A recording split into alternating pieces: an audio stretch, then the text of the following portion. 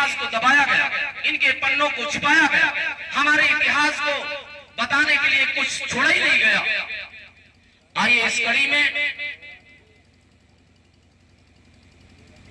तमाम लोग, तमाम ऐसे हमारे बीच में वक्ता हैं, तरह तरह की बातें बताएंगे और बहुत देर से लोग हमारे बीच में बैठे हैं हमारी बातों को सुनने के लिए।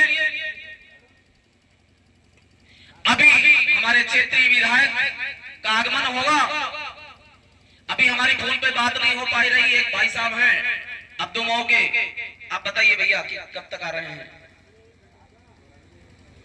आज विधायक जी का इंतजार चाहे 1 बजे रात हो जाए, लेकिन हम लोग उनका इंतजार करेंगे। आप लोग तैयार हैं ना भाई साहब? चाहे 1 बजे रात को आएंगे, 12 बजे रात को आएंगे, लेकिन हम लोग टस से मस होने वाले नहीं। साथियों, जब हम लोग किसी को बुलाते हैं तो हम अपने समय की परवाह नहीं करते। लोधी समाज हर जगह तिरस्कृत होता है, अपमानित होता है। उसका कारण है, अभी लाल बाबू जी ने कहा कि FIR दर्ज नहीं होती है। पूरे प्रदेश में हम लोगों का भ्रमण होता है, प्रदेश की जिम्मेदारी होने के नाते पूरे प्रदेश में हम लोगों का भ्रमण होता है। लेकिन क्या शराब पी के अपनी मर्जी से कोई अपनी हत्या कर ले रहा है? शराब के नशे में उसकी मौत हो जा रही है कि किसके परिवार को हम लोग FIR दर्ज करा के फर्जी मुकदमे में फंसा दिया जाए? बताइए भाई, ऐसा हो सकता है? या खुद किसी कारण चोरी डकैती या किसी कारण वो फंस जा रहा है, तो क्या हम लोग उनको छुड़ाने के लिए जाना चाहिए? हमको नहीं जाना चाहिए। जब हम लोग मना करते हैं कि शराब नहीं पीना है, माता पिता परेशान होते हैं, पत्नी परेशान होती, भाई परेशान होता है, बहन परेशान होती है कि भैया शराब नहीं पीना है। अभी तिलोई विधानसभा में एक ही परिवार के 4 लोगों की मौत हुई। एक ही स्प्लेंडर गाड़ी पर 4 लोग, जिनके एक ही परिवार के सारे लोग थे, चारों लोगों की मौत हो गई खंबे से लड़के। चारों लोग ड्रिंक करके बाइक चला रहे थे और किसी चीज से लड़े, चारों की मौत हो गई। तो ऐसी कंडीशन में कौन क्या कर सकता है? फर्जी मुकदमा किसी के ऊपर लिखा दिया जाएगा। पानी में डूब के शराब की नशे में कोई मर जा रहा है तो उसके फर्जी मुकदमे किसी के ऊपर थोपा जाए, तो क्या ऐसा मुकदमा हम लोग लिखा सकते हैं क्या?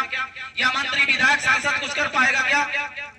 आप लोगों को शिक्षित होना पड़ेगा, नशा को त्यागना होगा, समाज को जगाना होगा, अपने इतिहास को पहचानना होगा, तभी हमारा समाज आगे बढ़ पाएगा। हम अपने घर में किसकी मूर्ति लगाते हैं, किसका चित्र लगाते हैं? अभी साथियों, पूरे भारत में BL वर्मा ने सबसे बड़ा छात्रावास बनाया है। अपने धन से, अपने चंदा से BL वर्मा ने पूरे भारत का सबसे अच्छा, सबसे बड़ा छात्रावास बनाया है। उसमें सभी समाज के बच्चे पढ़ सकते हैं, निःशुल्क छात्रावास बनाया है उन्होंने, जो केंद्रीय मंत्री हैं।